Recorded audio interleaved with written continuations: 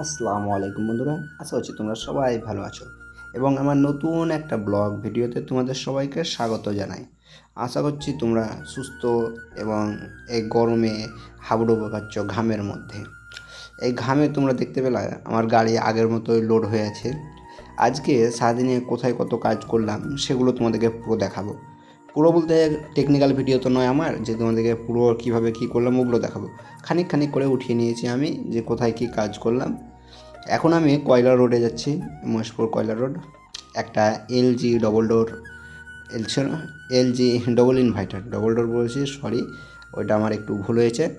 এই এসিটা আজকে ইনস্টল করব, লাগাবো। এই সামনেটায় ফিট হবে, তো এটা আছে, সব সামানপাতি উঠিয়ে নিয়েছি। এখন আগে কেটে কুটে এবার ওয়ারিংটা ঠিক করে নেব। ওয়ারিং ঠিক করার পর একদম ফিট করে দিয়েছি দেওয়ালে খুব সুন্দরভাবে। বেশি ঝামেলা হয়নি, যেহেতু বাংলা ভাঁটা ইট ছিল তো তার জন্য। এবার ছাদে আছে, কিন্তু মেন কথা দুঃখের বিষয় যে এসির থেকে এসির কপার পাইপের বেশি খাটনি হয়ে গেল। যে যার বাড়িতে লাগালাম সে বলছে এটা একটা নতুন আমরা সেট নিয়েছি কাজের জন্য, মানে একতলা থেকে এত দূর চলে এলো যে copper pipe 20 foot copper pipe লেগে গেল। আশা করছি যারা এসি টেকনিশিয়ান আছো তারা বুঝতেই পেরেছো, 20 ফুট কপার পাইপ মানে এসির দামের কাছাকাছি। আর একটা কি, একটা নতুন জেট পাম্পও নিয়েছি আমরা, মানে এখন যা সিজন চলছে না তার জন্য।